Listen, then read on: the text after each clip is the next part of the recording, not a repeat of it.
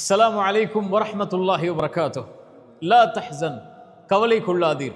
மீண்டும் சொல்கிறேன், லா தஹ்சன், கவலை கொள்ளாதீர். வாழ்வில் சிரமங்கள், கஷ்டங்கள், இன்னல்கள், தனிமை, தவிப்பு என எதுவாக இருந்தாலும் கவலை கொள்ளாதீர். ஏன் சொல்கிறேன் தெரியுமா? இறைமுறைகள் நீங்கள் எங்கு எடுத்து படித்து பார்த்தாலும் இறைவனை சார்ந்து நம்பிக்கை கொள்ளக்கூடியவர்கள் கவலை அடைவார்கள் என்ற ஒரு வசனம் இல்லை.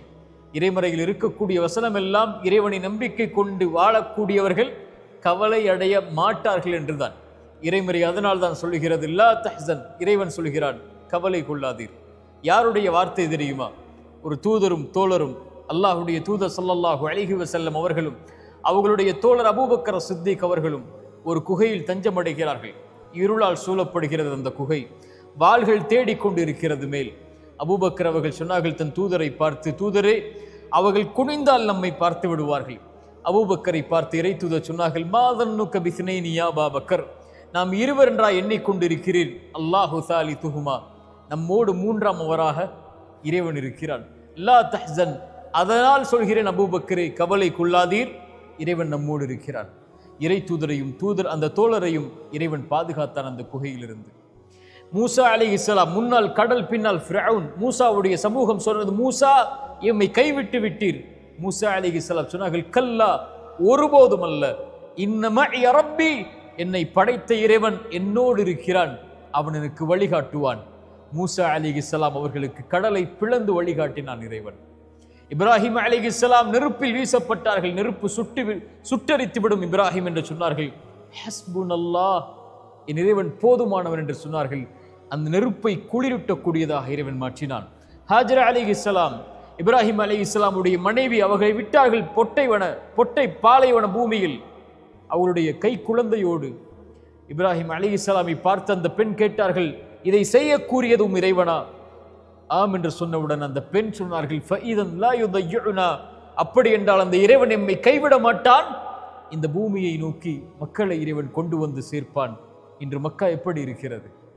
இறை தூதரை பாதுகாத்த, இப்ராஹிமை பாதுகாத்த, நபி மூசாவை பாதுகாத்த, ஹாஜர் அவர்களை பாதுகாத்த இதே வார்த்தை கஷ்டத்தில் சிக்கி தவிக்கக்கூடிய, சிரமங்களால் அகப்பட்டிருக்கக்கூடிய, வாழ்வின் இருளில் மூழ்கி கொண்டிருக்கக்கூடிய, கடனில், நஷ்டத்தில், செல்வ இழப்பில், சோதனைகளில், உயிரிழப்புகளில், பிரிவில், தனிமையில் சிக்கி தவிக்கக்கூடிய எல்லோர்களையும் வாழ்வில் விடுதலையாக்கும்.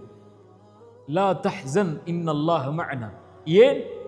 நாம் வாழ்வில் சந்திக்கக்கூடிய பிரச்சனைகளை விட, நோயை விட, சிரமங்களை விட, கஷ்டங்களை விட, தவிப்புகளை விட, தனிமையை விட, இவற்றை விடவெல்லாம் அந்த இறைவன் பெரியவன். அல்லாஹு அக்பர் அழைக்கிறோமா இல்லையா? அந்த இறைவன் பெரியவன். எனக்கு வரக்கூடிய இந்த நோயை விட அல்லாஹு அக்பர், அவனுக்கு இது எளிது நீக்குவது.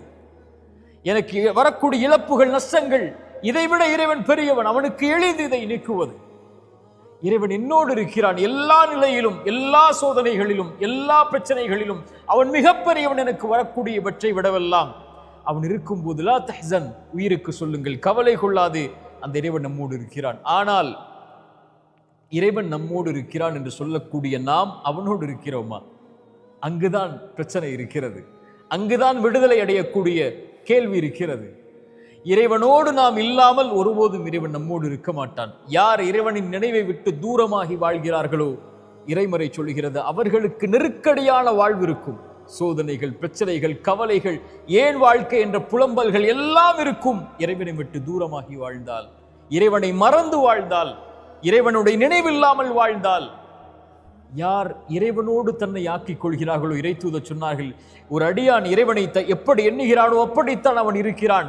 அவனை தனிமையில் நினைவு கூர்ந்தால், இறைவனை தனிமையில், பிரச்சனைகளில், கஷ்டங்களில், சிரமங்களில், நோயில், தவிப்புகளில், வாழ்வில் ஏற்படக்கூடிய இன்னல்களில், இறைவா என்று அவன் தனிமையில் நினைவு கூர்ந்தால், இறைவனும் அவனை தனிமையில் நினைவு கூறுகிறான். எவ்வளவு தூரம் அவனை விட்டு கடந்து சென்றிருந்தாலும், இறைவா இதோ வருகிறேன் என்று அழைக்கக்கூடிய அழைப்பை கேட்டு இறைவன் அவனோடு இருக்கிறான். இறை தூதர் சொன்னார்கள், இந்த பூமியில் நாம் பிரச்சனைகளை சுமந்து வாழ்ந்து கொண்டிருக்கிறோம். இந்த பிரச்சனை நீங்குவதற்கும் நமக்கும் உள்ள இடைவெளி எவ்வளவு தெரியுமா? இந்த நெற்றிக்கும் இந்த பூமிக்கும் இடையில் தான். சிரமங்களால், தவிப்புகளால் நிற்க முடியவில்லை என்றால், சோதனைகளால், நெற்றியை உங்கள் இறைவனுக்கு முன்னால் அந்த பூமியில் சாய்த்து விடுங்கள்.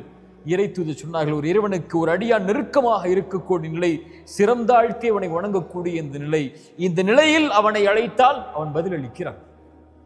லா தஹ்சன் யா அஹி, லா தஹ்சன் யா உஃப்தி. நோயா லா தஹ்சன், கடனா லா தஹ்சன், உயிரிழப்புகளா லா தஹ்சன், அல்லது உறவுகளுடைய பிரிவா லா தஹ்சன், கடனா நஷ்டமா, வியாபாரத்தில் செல்வத்தில் சோதனையா, செல்வ இழப்புகளா, வசதியில் சோதனையா, அல்லது குடும்ப உறவுகளால் சோதனையா, உலகமே உங்களை கைவிடுகிறதா, லா தஹ்சன். இறைவனுடைய வார்த்தை அது. இன்னல்லாஹ மஅனா, அந்த இறைவன் நம்மோடு இருக்கிறான். இந்த லா தஹ்சன் என்பது ஒரு தொடர். இது கவலைகளால் சிரமங்களால் சிக்கி தவிக்கக்கூடிய மனிதர்களுக்கு இறைமறையும் இறைத்தூதரும் சொல்லக்கூடிய வழிமுறைகள் அதிலிருந்து வெளியேறுவதற்கு. தொடர்ச்சியாக பயணியுங்கள். அல்லாஹ் நம்முடைய சிரமங்களை நீக்கட்டும். அகூலு கௌலி ஹாதா அஸ்தக்ஃபிருல்லாஹ் லி வ